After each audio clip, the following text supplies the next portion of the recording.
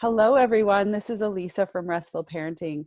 We are holistic infant and child sleep consultants here to answer all of your sleep questions and help you get sleep on track if that has been something that you've been struggling with. A lot of families do struggle with sleep, and it's all a big balancing act. So if you do need any help, we are always here for you. So today I wanted to talk about bowel movements in the nighttime or in the early morning and how to tackle that. So, or sometimes even at nap times. So we often, if you're working on sleep and, you've taught your little one how to fall asleep on their own, then that can be something that really comes in the way of them sleeping well is when they have bowel movements in the middle of the night, or if they have bowel movements in the early hours of the morning, like before 6 o'clock in the morning, because it's quite challenging for them to sleep through that, but also to get, that restful sleep at 5 o'clock in the morning because they're already in a lighter sleep at that time. So if they have a bowel movement, they wake up and then they can't get back to sleep or whatever, then it can really cause some early rising. And we want to curb that. Now, the tough part about bowel movements at nighttime or in the middle of nap times causing short naps or in the early hours of the morning is that it's something that we can't really control because we can't control when they have those bowel movements. That's just their body and what their body is kind of used to doing. However, there are some things that we can do to try and curb that a little bit and to try and work on shifting their schedule just a bit so that ideally they aren't having poops at that time in the morning or after a short nap or something. And it doesn't interrupt their sleep. So one of the things that you can do is you can try to shift their schedule around a little bit of when they're having meals during the day. So if they are having dinner really close to bedtime, maybe that's something that you just shift a little bit and move it maybe 20 minutes earlier in their day so that ideally you can add a little bit more time in between eating and bed and then add in some more activities so that maybe you can get that poop moving through and that digestive system working a little bit earlier. If they're having milk like right before bed, sometimes moving that a little bit earlier as well can help because you can give them their milk and then give them a bath or a baby massage or something to try and get those bowels moving before they even go into bed. And this works a little bit with naps as well. I mean, it's a little bit trickier with naps to shift things around, but just sometimes moving where they're eating in their day can help a little bit and bringing it a little bit earlier just so that they have some time in between to work that out of their system. You can help them along as well by doing some baby massage or some, massage for constipation to try and get things moving. Even if they're not constipated, you would still, work on that just to try and get things moving before they even go to bed. Offering higher fiber foods in the first portion of the day can help with that as well. So if they're having really high fibrous foods for dinner, then that's going to get their bowels moving perhaps in the night, which is what we want to try and avoid. So offering those higher fiber foods if you can in the mornings to try and get things moving earlier in the day rather than later in the evening. And then, like I said, get some activity going between dinner and bedtime so that you can try and get them moving. Maybe they go outside and crawl around, or maybe you're putting them in, the jolly jumper or giving them some space to kind of have tummy time or moving around on the floor so that they're having that opportunity to work that out of their system. Pea foods in the morning can help with that. So pea foods, anything that kind of helps get those bowel moving. So prunes, peaches, peas can sometimes help. Sweet potatoes sometimes help get those bowels moving depending on the child. All those foods that kind of have your child going to the bathroom is what you would offer earlier in the day to try and get that out of their system before they go to bed for the night. If you're introducing new foods into your child's diet, we often do recommend that you offer those foods earlier on in the day rather than in the evening as the day goes on, just because then if they're having a reaction or if it causes them to have bowel movements, that particular food that you're giving them, then we know that that's not happening at night and overnight, and you have the chance during the day to see if that food has interrupted their digestive system at all. And then finally, what you want to do is, if you're going to go in and change them, let's say that you know that they've been having a bowel movement every morning at 5 o'clock in the morning, and then they're not going back to sleep, or in the middle of the night, even when that happens. Chances are it is a phase that they kind of go through, and usually they come out of it at some point. But these are some things that you can do to help them along and see if you can get them out of it sooner rather than later.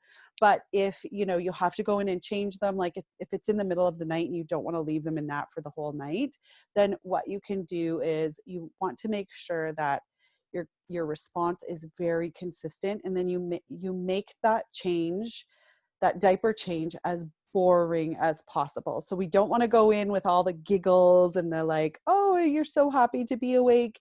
It's just like a very boring diaper change. So if you can change them in their sleep space, that is the best bet. But we do understand that with bowel movements, it can be a little bit more challenging to change them in their sleep space if you haven't mastered that. So if you do have to take them out, make it very kind of quiet and non-stimulating. So you're taking them out, you're changing their diaper really quickly, as quickly as possible. If you have to have a little lamp on or like a night light or something, that's totally fine, but try not to avoid turning on their bedroom light so that they're waking up fully, and make it something, the least amount of stimulation, the better for them, right? The less they're going to wake up. So go in, do that quick diaper change, and then you might need to kind of just reset a small little portion of their bedtime routine before you put them into bed.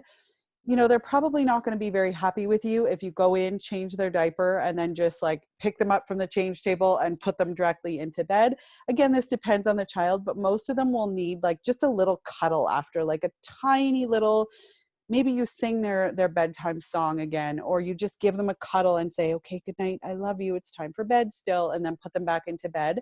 Expect that if you have done independent sleep and your little one is sleeping on their own and falling asleep on their own, that there probably will be a little bit more of that upset when you just put them back into bed, because they genuinely thought that you were going to take them out and just resume on with their day, right? But so they might be a little bit upset when they realize that they're going back to bed, but stick it out and be as consistent as possible. Respond to them using the method, whatever method you have used to teach them how to fall asleep on their own.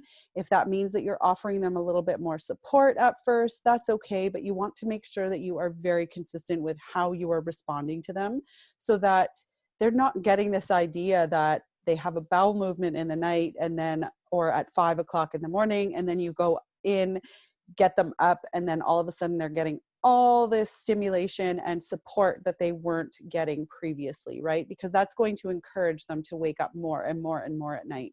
So you want to stick consistently as possible with the method that you have been using to teach them how to fall asleep on their own, or maybe offering them a little bit more support at first, but then moving very quickly out of the help that they need to get to sleep so that they can get back to being able to do it on their own. And oftentimes, if they're really secure in their ability to fall asleep on their own, it's going to be like, hey, I didn't want to be left in here again. I didn't want to go back to sleep. And then they get through that very quickly as they see that you are going to stick with it and be really consistent.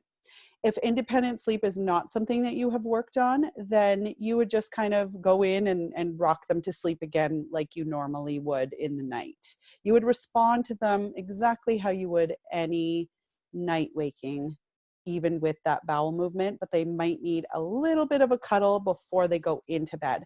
And by a little bit of a cuddle, I mean like maybe 30 seconds or a minute, not like 5 minutes or 10 minutes or 15 minutes, because then that can start to get longer and longer and longer. And this is if you have taught independent sleep. You will know that If you give them a little bit more, then they will absolutely take that. And then it can become something that just through that cause and effect, they are now looking for every single night.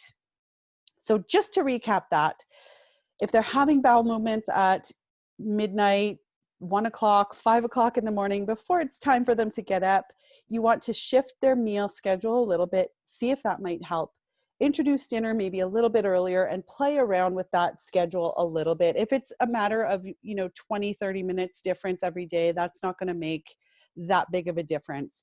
If they're having milk right before they go to bed, maybe shift that a little bit earlier in their schedule so that they're not having that milk right before bed anymore, and they're having a little bit of a chance to digest a little bit more.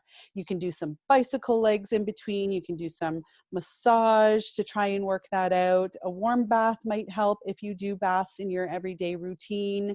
And just that playtime, that moving around, get them moving, get them crawling around on the ground, or tummy time, or rolling, or, in the jolly jumper if you would. All those types of things will help work that out. Pea foods and high foods that are higher in fiber, try and make those earlier in the day so that they're not having those right before bed. And then finally, the consistency is that big, big piece of the puzzle. So if you have taught them how to fall asleep on their own, you don't want to go in and really overdo that support because they've had a bowel movement. You want to change them really quickly and non-stimulating. Give them another little cuddle and say good night, I love you, put them into bed again, and resume with whatever method you were using to teach them how to fall asleep on their own. You can offer a little bit more support at first, but then you want to quickly ease off of that. If independent sleep is not something you've worked on, then you would just go in and recreate whatever you do to get them to sleep in the first place right at that time. But it's not like they're waking up for the day because it's 5 o'clock in the morning and they've had a bowel movement. You want to still stick with not getting them up until 6 o'clock in the morning so that it doesn't reinforce early wakings or more night waking. I hope that helps. Thanks.